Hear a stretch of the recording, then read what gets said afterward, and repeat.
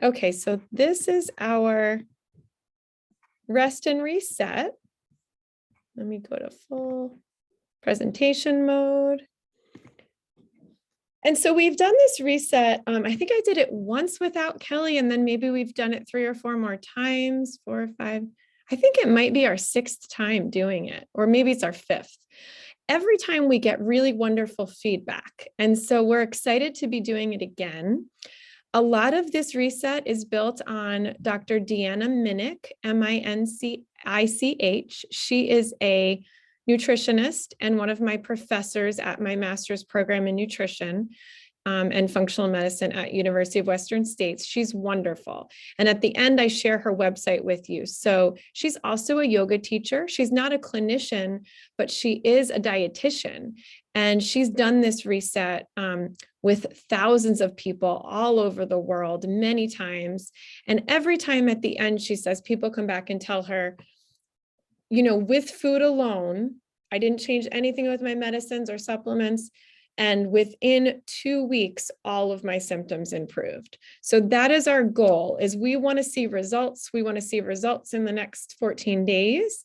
And today, I just want to give you a little bit of the background about why we want to do this together instead of alone. And why do we want to do a food detox? It's a very gentle detox that everyone can do, even people that are pregnant, because we're not using any sort of dangerous agents, just food. And we are going to start Monday. So even though we're talking about it today, we will start the reset on Monday and then go for 14 days. So it gives you some time to gather groceries, get to the farmer's market if you can, all that fun stuff. Okay, so you all know me, and then Kelly is our wellness coach. If you have not met with Kelly individually, please know that she does do one free session individually just to kind of introduce herself to you. And then we also do have different plans with our memberships that include coaching sessions with Kelly. We've seen in the last year that people who see Kelly are always going to feel much better at the end of their 12-month contract with us. So consider it if you haven't already. And then Kelly's also teaching her Wednesday morning meditation class at 7 a.m. And you can pop on Zoom and do a guided meditation with her. Okay, this is our Instagram, primitive.family. We are also on Facebook if you're on Facebook. And if you haven't already, join our WhatsApp, because during the next 2 weeks, Kelly will be giving us reminders. I'll share some recipes, Kelly will too, but we'll have lots of conversation going on there. WhatsApp is kind of like just a messaging app. So yes, I know it's an additional app, but it is secure. So it is a good way where we can have a bunch of patients all in one place. So this is basically 14 days of eating the rainbow. Now, I don't mean Skittles. I'm talking about the vegetables and fruits that naturally grow from the ground that are all different colors, right? So I think you all knew that I wasn't going to say eat Skittles for 14 days. So the goal is basically see if we can nourish ourselves, see if we can heal the liver and support the removal of toxins from the body. So this is what we are going to do. And I'm sure as we get into the questions, we're going to talk about what we will not do. But I want to focus on the positives here. Our goal is really to nourish. I think 14 days is pretty doable. If you don't think you can do 14 days, then let's try for 7. Even 1 would be better than 0, right? So, okay. So we're bombarded by toxins. We know this. We know that we accumulate toxins, and this leads to our chronic health issues. Chronic health issues include obesity, insulin resistance, hypertension, gut dysbiosis, autoimmune disease, cancers, mental health challenges, which I consider like anxiety and depression, and hormone imbalances. The food we eat can either slow down the detox process and make us more tired, or it can heal the cells and the mitochondria and allow us to thrive.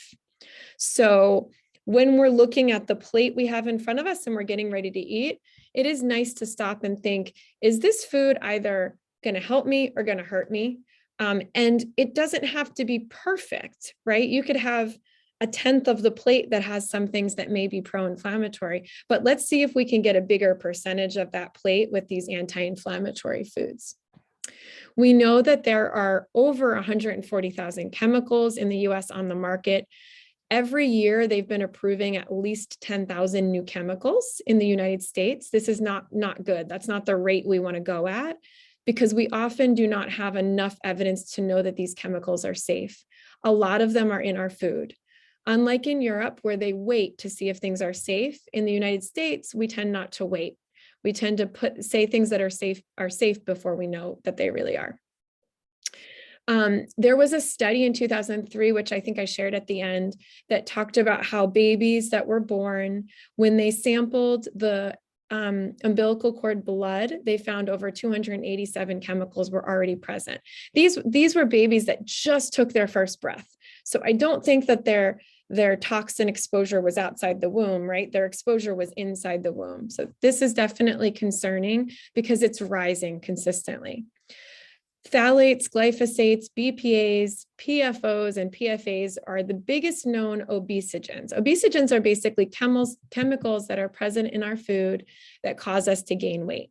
So it's interesting because there is a provider who, at the end, I cited his book, but he talked at a conference I was at, he talked a lot about how these chemicals are what's making us fat. It's not the food. Now, the opposite can be true too. Some people also have trouble gaining weight, and sometimes that's also because of the gut dysbiosis and the damage done to the gut by a lot of these chemicals. Okay, and then we talk about that the chemicals are in our tap water. Fragrances are big because fragrances actually do not have to be food grade, but they're not regulated by any one specific government agency, and that's concerning. Because even when things are regulated, they still are getting through. So fragrances like Glade plugins or Febreze, those are really containing carcinogens, containing things that make our liver sluggish. Before we get cancer, we get things like depression or autoimmune disease or just a sluggish liver in general, right? So we want to address these things before we get any more serious diagnoses, right? And then we know that the WHO reported 4.9 million deaths. This was back in 2011. In that year, that's how many deaths worldwide were due to environmental chemicals. So yes, some of these are in other countries, a lot of these deaths, but there's also a lot of people with very high lead levels in this country, very high levels of glyphosates, which is basically contained in the chemicals that Monsanto sprays. Okay, so this is just a little bit more about these toxins. Where are they? Where are we exposed to them, and where do they come from? We know that we are dumping chemicals in our soil, our river, our oceans, and our air. We also know that there's a lot of, quote, safe food chemicals that really probably are not safe because they're not allowed in Europe. Mold toxins, which are really tiny. And the problem with mold toxins is that the body likes to save them in the organs and the bone and the brain. And so it's harder to test for these because they're not circulating easily. We also know that stress is a toxin. We talked about this Tuesday when we talked about the adrenal glands. We know that there's additives in gasoline. Styrofoam, interestingly, can also be found in the tap water, right? Because what are we doing with these to-go containers? We're just dumping them in the garbage, and then that ends up circulating into the tap water. So in general, we need to be filtering our drinking water. And then plastics, we know BPA has gotten a lot of press, and there's a lot of plastics out there now that are BPA free. Be careful because they may contain BPB, which we can know from specific studies is actually even more harmful than BPA. Those studies came from Europe though. So sometimes when you're looking for information, you have to look at worldwide medical journals, not just the US. VOCs, or volatile organic compounds, come from new things like new carpeting, new homes. So when things are off-gassing, when you open up a new tent that you bought at Walmart for camping and it off-gasses, that's VOCs, right? So these are ways that we get the toxins into our body, is by drinking them, by breathing them in.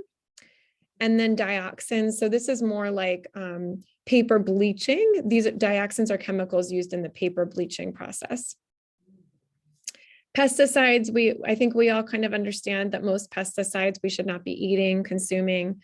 Mercury fillings in our teeth. Sometimes the mercury filling can be relatively stable, but sometimes it's actually breaking down because we are grinding or clenching our teeth. So if we're breaking down our fillings, then we can bet that that mercury, we're breathing it in or we are swallowing it, which is not great because mercury is a heavy metal, which means it's tiny and it gets stuck in the tissues, just like the mold toxins. Arsenic is a heavy metal that is found in chicken and rice, especially, and we eat a lot of those things typically here. And then lead. I wanted to mention that lead is a heavy metal that we often have from our grandmothers because we were the egg in our mother when our mother was an embryo in utero. So women are born with all of their eggs, right? And heavy metals are that potent that they stick in the ovum or in the egg. So be careful because you may have heavy metals that may not be from your lifetime, but they're actually back as far as two generations and more ago.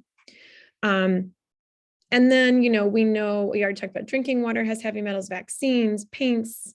We already talked about a lot of these antiperspirants can definitely have heavy metals. So you want to use like natural deodorants or make your own. We're going to talk about some of that.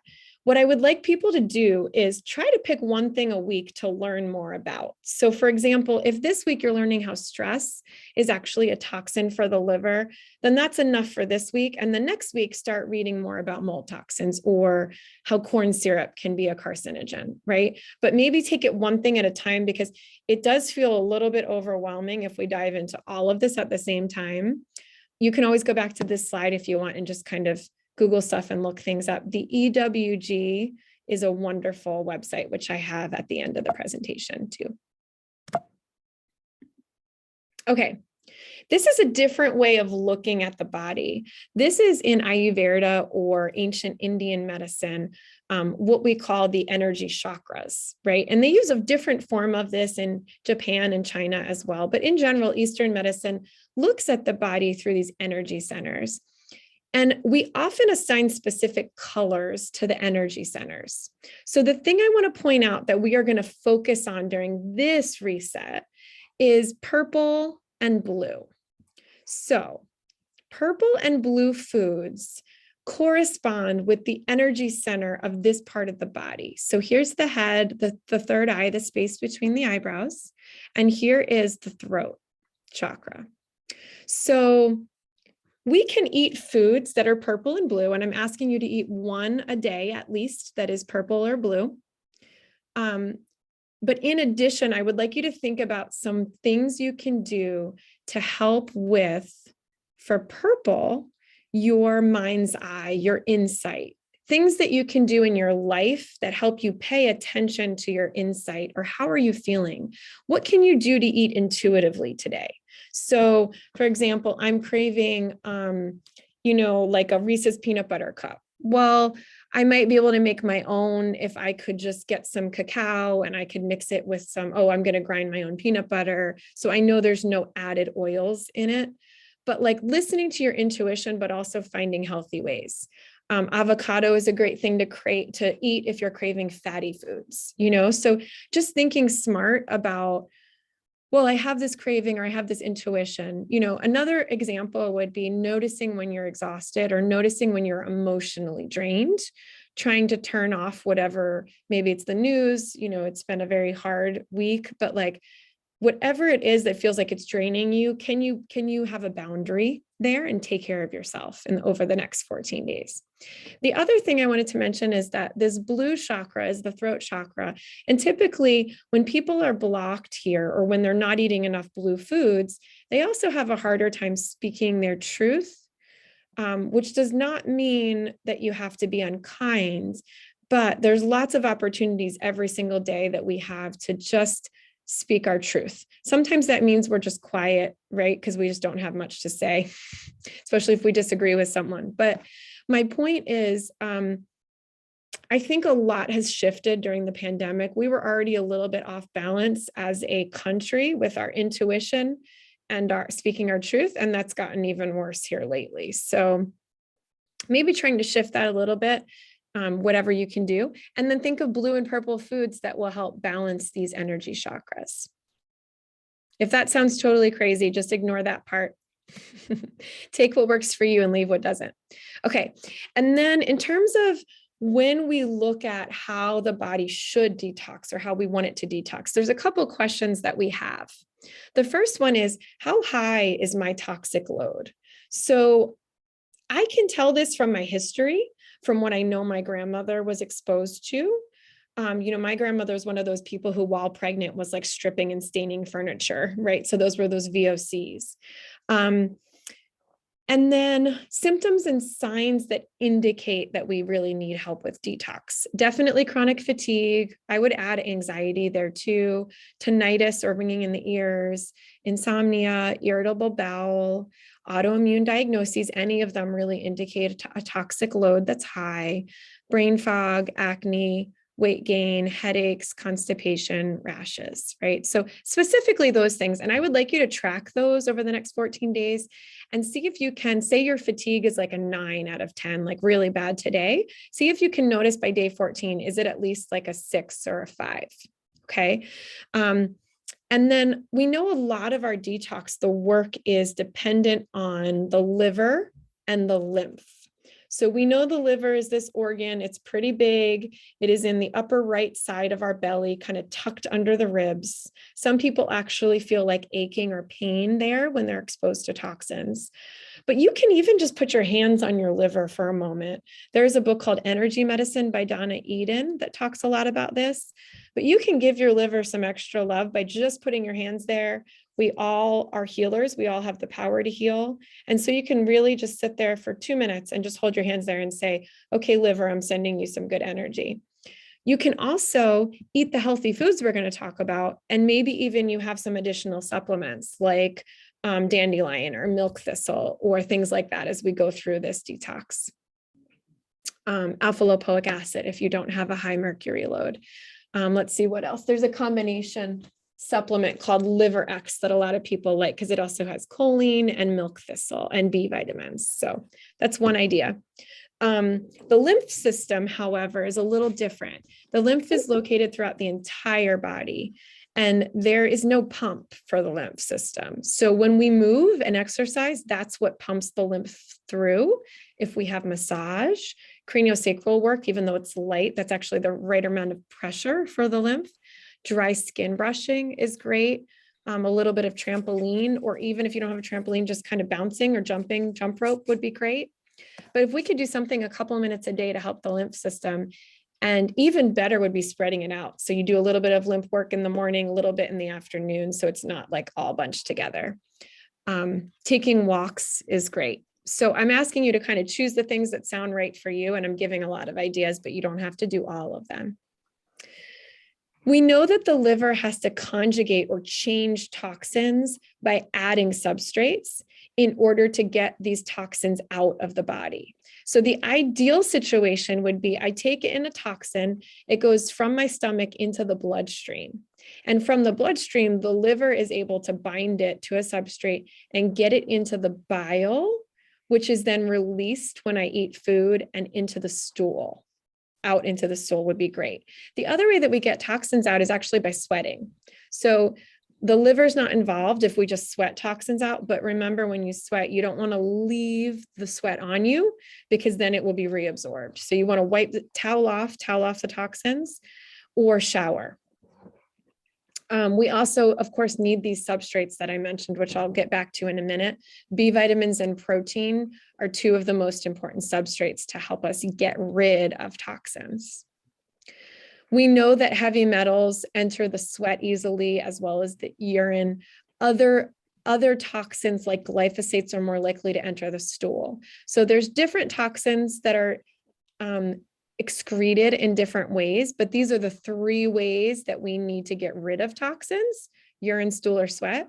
So if you're not urinating often, if you're not having a daily bowel movement, or if you're not sweating almost daily, then come talk to me because we can give you additional ideas. But you need to be doing these things regularly in order to detox.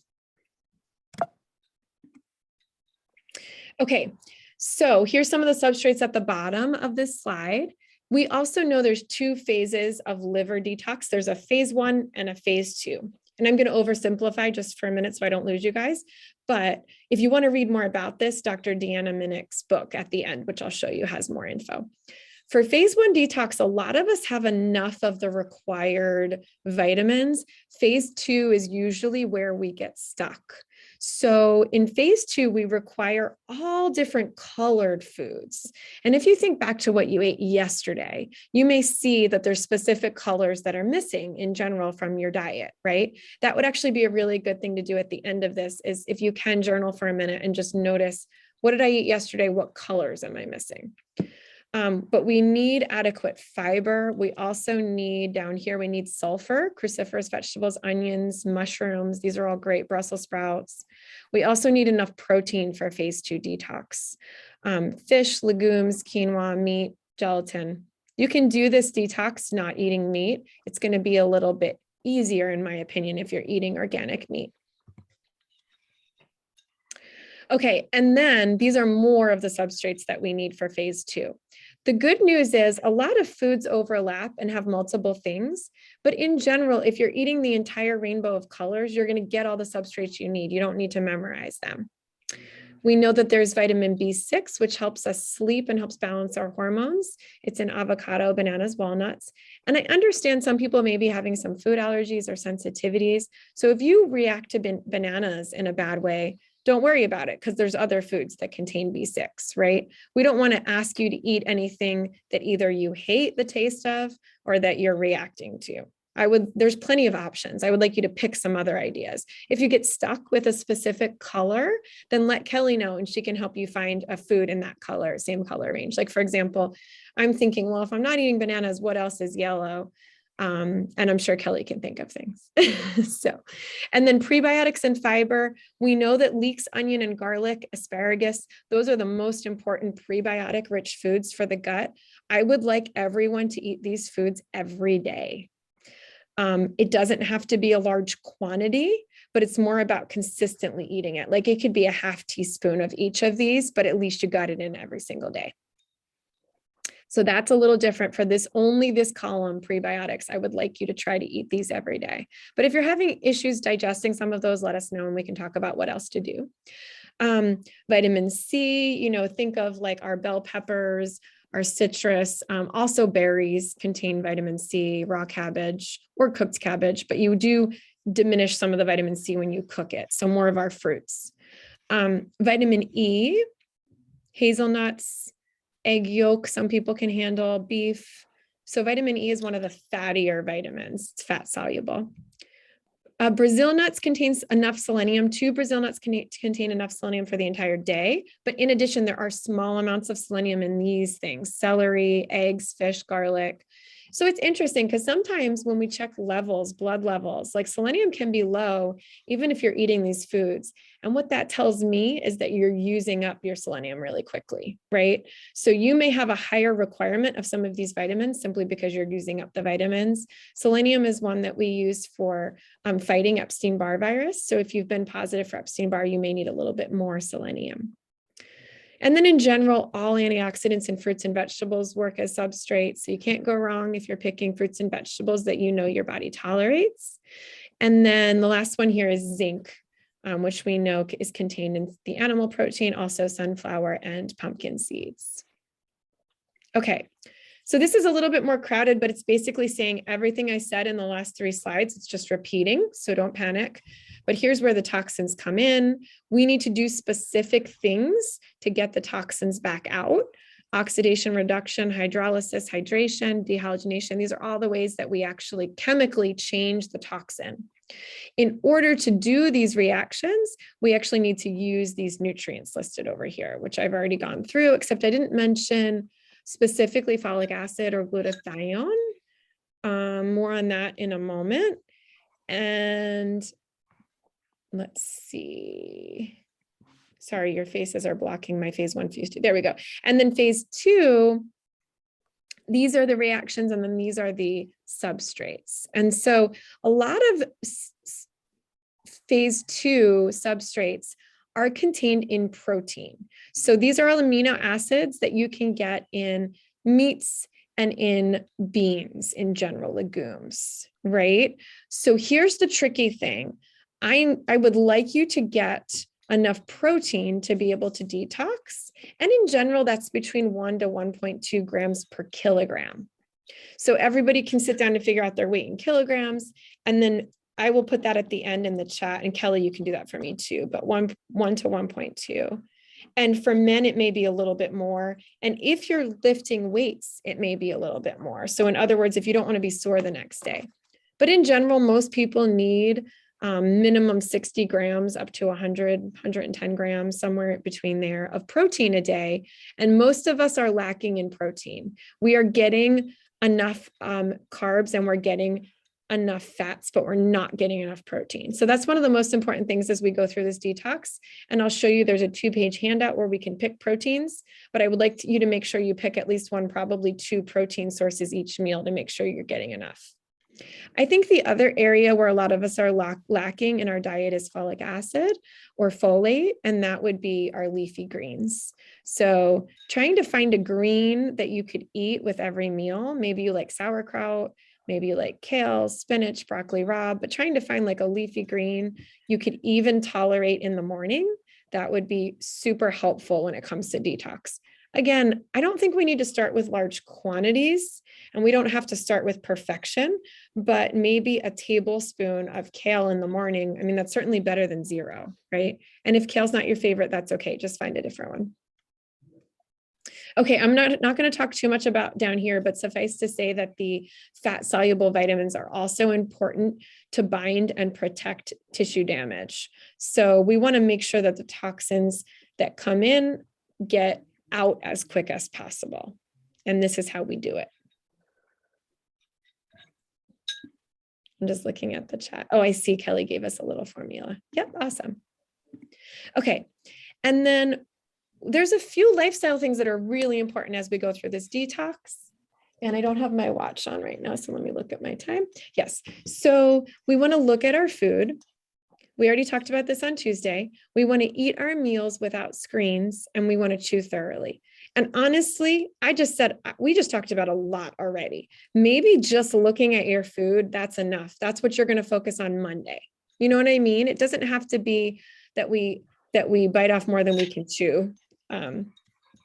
Okay, I think somebody is not muted. Let's see. Is somebody eating? I think it was Donna. I muted her. Okay. And then movement, we already talked about. The general rules for this detox are choose your food, chew your food, chill, relax while you're eating your food, cherish your food, and then check. And the check is, am I full? Okay. Do I need more food? I notice, especially for me personally at dinner, I am not checking because I am tired, right? And the more tired we are, the harder it is to kind of check in with our intuition. So 2 nights ago, we had tacos, and I decided after 2 like really big tacos, I was going to sit there for 10 minutes. Not my normal. Normally, I would have had 3 or 4 and then later been like, oh, my stomach hurts.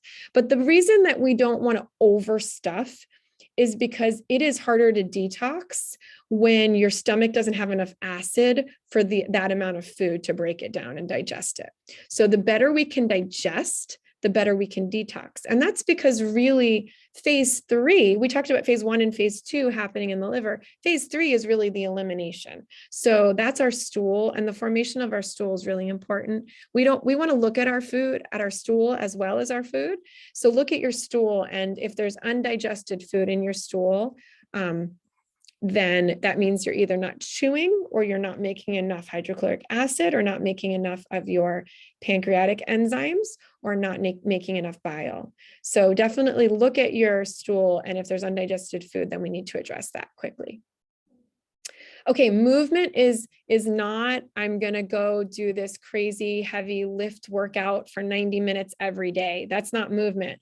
Movement is, I'm going to listen to what my body needs. If I can walk for 2 miles, great. If I can walk for 10 minutes, great. It doesn't matter, but it's a matter of checking in with what you need. Hydration, we definitely want to drink at least half of our body weight in ounces. So leave that one in pounds, right? So if you're 160 pounds, it would be 80 ounces of water. So take your weight in pounds and divide by 2, and then you get ounces, and more if your food's really salty, more if you're sweaty, more if you have stress, more if you didn't sleep as well. So hydration is important, and trying to do it earlier in the day would be awesome. Like 2 to 3 p.m., you should be like, I'm hydrated. It shouldn't be that from 3 p.m. to 9 p.m. we try to catch up, because then that's when we have to get up a lot to use the restroom. So hydration, we already talked about, and then support. If people in your home don't want to do this reset with you, it's going to be harder. It doesn't mean you can't do it, but it's going to be a little bit more challenging. Are you ready for that? Right? So maybe it means you wait, you don't do it with us. You just focus on a couple key things here. You just look at your food or try to turn off the screen. And then in 2 weeks, when you've convinced the other people in your house to join you, then you can do it. Try to think about what has sabotaged you in the past. Have you tried, for example, to take gluten out before and it didn't go well? Try to think about what sabotaged you. Was it a specific store, a specific restaurant, a smell? You didn't sleep well, and therefore your intuition was not great. Try to think about what happened before, because then we can help prevent it. And then caffeine and alcohol. So you can still join us if you drink a cup of coffee or you have a glass of wine, but I would love it if we all tried to go 14 days without it. Again, maybe we just start with the 7. In our heads, we think, I want to do 7 days. Some people, their caffeine milligram use is so high every day that maybe just cutting back would be helpful. If you really like having like a nice drink in a fancy glass every evening, you may want to consider like non-alcoholic adaptogen drinks. There's a bunch that are being marketed right now, at least to me, because that's what I guess that's what my phone thinks I want. But my point is, you can do this, and no one's judging you if you join us, but you haven't given up caffeine. That's okay. It's an idea, because what caffeine does is it tends to reduce our hydrochloric acid. It tends to open up the junctions in the leaky gut. It also tends to, in general, take us out of rest and digest, right? And bring us into fight or flight. And that makes it harder for us to digest. So just being mindful here. Okay. We definitely want our stool to look like snakes. We want it to be formed, but we don't want it to be pebbles or rocks or soup or pudding. So this is a combination of hydrating, getting enough fiber, getting enough vegetables, chewing our food really well. It also can have to do with what bacteria you have in your gut, in which case we may need a probiotic there. Weight is definitely not a good indication of how nourished you are. In fact, sometimes when I check vitamin levels on patients that are on the heavier end of the BMI, they are more malnourished. So sometimes our body tends to hold on to weight because we're not getting enough nutrients from our food. The opposite can be true. Sometimes people look really underweight, but they actually have okay vitamin levels. And in addition, a lot of our underweight patients have low vitamin levels, right? We know that eating disorders are really prevalent in our society. A lot of them go undiagnosed. We live in a diet culture. This is not a diet. It is a way to use food as medicine to help you to heal and to get off of pharmaceuticals and get off of supplements. So this is very different, because you could safely stay eating very colorful, foods that grow from the ground. Eating this way, you could stay eating this way forever and there would be no harm done. Whereas diets in general tend to work short-term, but not long-term, right? So instead of focusing on what we're taking out, let's focus instead on how we can nourish and heal. If you've never heard of a squatty potty, Google it. It's basically a way to straighten out the colon so that you can have a complete bowel movement. It allows you to bring the knees up above the hips. You don't need to get a special patented squatty potty. You can just use a stool, but you need to bring your knees up so they're above your hips every time you have a bowel movement. If you're out somewhere, you can squat. If you can squat on the toilet, great. Have you tried, if you're having any constipation, have you tried magnesium? Have you tried vitamin C? Have you tried a rebounder or a trampoline? Have you tried stress reduction? You could do a coffee enema, or you could just drink a little bit of coffee. You could do a castor oil pack. You could do trifala, which is a great Ayurvedic way of helping with constipation. It's just a way to get more fiber. And then I'm not going to keep reading these, but you get the idea. Try all of these things if you're constipated, or try one at a time and see what works. And then how much fiber do you get? You can add this up. There's so many apps out there that help us add this up. You can also send your 7-day food log to me and Kelly, and we will work on adding it up. Yeah. Okay. We talked a lot about Sleep Tuesday, so I'm not going to go through this again, but I will send out our video from Tuesday if you want to watch it. We also have a sleep hygiene handout that I'm going to send at the end of this talk. So please read through it. The idea there is that you just get the best quality sleep during this detox so that at the end of the 14 days, you feel the best. We know that yoga and prayer and meditation are super helpful at calming down the nervous system. Vacation too. However, they are not supposed to be used as fire extinguishers to basically try to undo all of the craziness that you've caused in the previous 8 hours or 8 months if it's vacation, right? So be careful with the extremes, right? Everything in moderation. If you feel like you have to have an hour of yoga every day because that is just how stressed you feel, then let's focus on some other things that we can work on throughout the day, every few minutes or every 30 minutes with a timer. Take a deep breath. That has a much more lasting impact. We have a few studies recently that told us that people that went to the gym for 90 minutes in the morning and then sat at their desk to work had the same cardiac risk as people that were completely sedentary, because it was the 8 hours that you sit straight that affects you. So my point is, again, everything in moderation. Let's try not to sit too much, but let's try not to get super worked up about things. Let's try to have immediate outlets, ways to acknowledge what's happening. We also talked about this on Tuesday, but just trying to be aware of prior traumas. I have a therapist right now that calls this your protectors. What comes in that in the past actually helped you survive, but that is now actually triggering you or causing you to feel triggered? So just trying to bring some awareness to the fact that we've all had prior traumas. What can we do to notice when we feel triggered, and then maybe step away or separate ourselves? It's a lot easier said than done. I get that, but notice that all of this is going to actually help you detox, because stress is a toxin, right? Okay, these are some binders. You can also, as we go through this detox, add these in if you'd like. For you specifically, though, since you're all patients, send us a message if you want to start a binder, and we'll tell you what dose if you aren't already taking one. Some of these work better for mold, like Welchol or cholestyramine, activated charcoal. They work better for mold toxins. Some of the others work better for pesticides and heavy metals. We also do have something called a toxin questionnaire we can send you.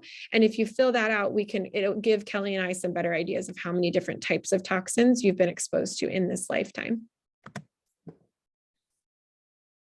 I think that's all that I wanted to say. These are, kind of a summary, additional things. Oh, I didn't mention my thing about air pollution. So one of the things that's the hardest on our body is when we exercise, run or walk or bike where there's cars with exhaust on the road.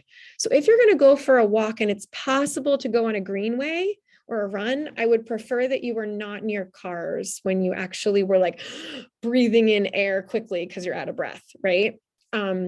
When we are exposed to air pollution, the liver is right behind the lungs when it comes to filtering everything. So air pollution actually puts a ton of pressure on our liver to work more quickly. The beautiful thing about the liver, though, is it regenerates, and we can heal the liver in a very quick time. In fact, we have a patient, I don't think I see them on the call, but they had been diagnosed with something called fatty liver disease not that long ago. And they've done so much work just with, I'm going to eat healthy and I'm going to sleep better.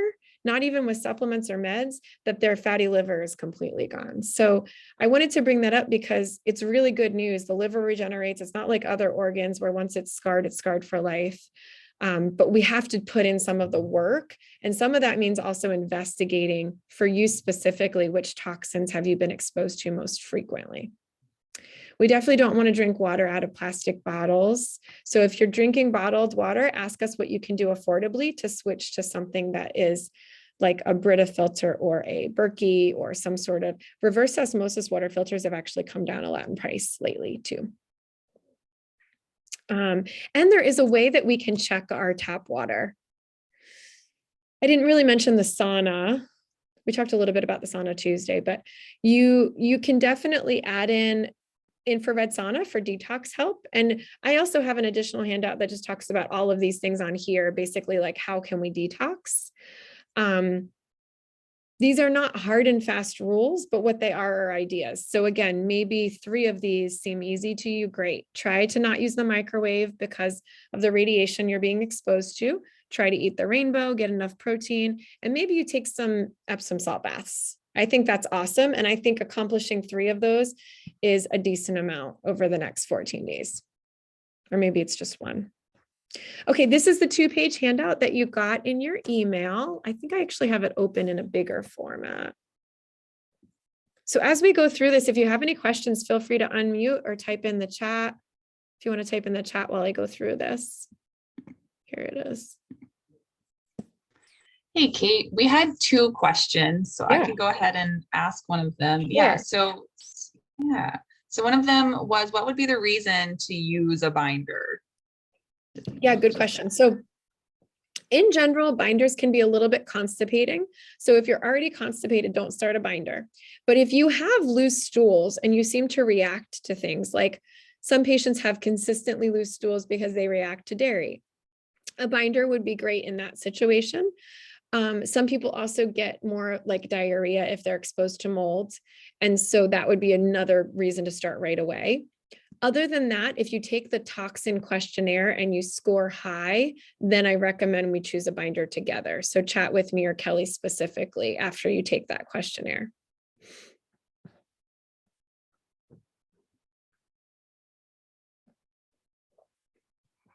And this is just a really convenient 2-page handout that you can put on your fridge.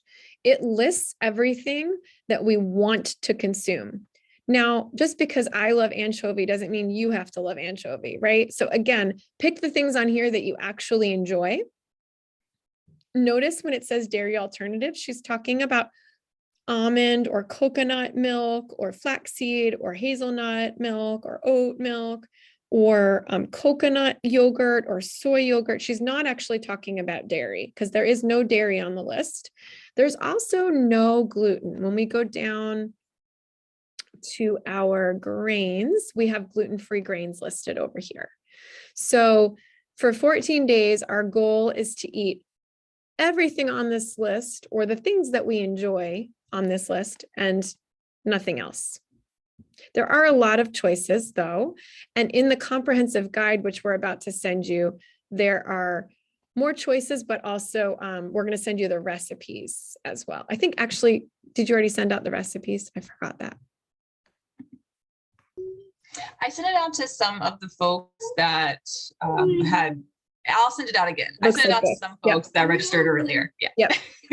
It's green. And then after the call, we'll make sure you got those 2 things. And then we'll also make sure you get the detox, the comprehensive guide, the handout. We also have a handout called How to Get Kids to Eat More Greens, but sometimes it can help with grownups too.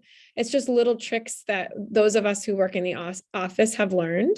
And then the sleep hygiene handout. But if you didn't receive the email before the call and you don't get one after we hang up, then let Kelly know. I'm going to go back to the guide for a moment. So if you notice though, at the top, it says servings per day and it's blank. And this because this does depend on your weight and how active you are. And if you're a man or a woman. So in general, servings per day, these are small servings. So like for someone like me, I probably need about 6 to 7 servings of protein. In other words, about 2 at each meal, maybe 3 at dinner. So 1 ounce of fish, that's it. But I am also going to get some protein. So you get protein from this, but you also get protein from your nuts and seeds. Some dairy alternatives have protein, and then legumes have protein, and then gluten-free grains have protein too. So it's a little tricky to add this all up on your own, but let Kelly know, especially if you do, we have a 3-day food log and a 7-day. If you want to do the 3-day, Kelly can also add it up for you and tell you if you're getting enough protein. That would probably be faster than waiting and doing the 7-day. But you could even go back, like if you remember everything you ate yesterday, then send in the 3-day food log Saturday or Sunday, and then Kelly can help. So yeah, so that depends. And if you want to know what number to put there, just let us know. But I like this handout, even though the servings is blank, because it gives you all these ideas of what to have. And you don't have to put the right number of servings there. You can also just look at this and say, okay, normally I would put butter on my toast, but I'm going to switch to avocado and ghee because those ones don't have the casein protein. And that's what I'm trying to do with this detox. You know, there's, let's see, normally in the morning, I would have a cereal, but maybe instead, let's see, quinoa's on here. I'm going to have half a cup of quinoa, and then our blueberries on here. Let's see where our fruits went. Then I'm going to add some blueberries, which are on here. And they've bolded the things for you that are the most therapeutic. So you could even start with just looking at the bolded things and trying to get, you know, go to the grocery store and buy half of them and just try to eat them through the next week. That would probably be the simplest way of doing this. Let's see. Melanie said well water. Yes, well water would be a reason to use a binder sometimes, but also you probably need to test it. So on EWG.org, which Kelly listed in the chat, you can also find different ways to locally test your tap water. It's great if you're filtering your drinking water, but if you are cooking with and showering in your tap water, you probably still want to test it. Right? So, and it's pretty affordable. Kelly, how inexpensive is the least one? Is it like $50? Yeah, there are, so you can send it in if you're a Wake County resident for as low as $50, depending on what you're trying to get tested. And then there are some strips and things that you can buy that you can test your water yourself if you just put some of your well water in a glass and you can dip the strip in there. And if you're interested, I can send you those resources. Just message me. Yeah. So either message or email Kelly and say, I'd like more info on testing my tap water, or I'd like the toxin. It's called a toxin exposure questionnaire that we give you. That's basically like 4 pages of, you know, different questions about your lifestyle from birth to now. But so we can send you that. Would you like me to turn the recording off and then see if there's any more questions? All right, that was good.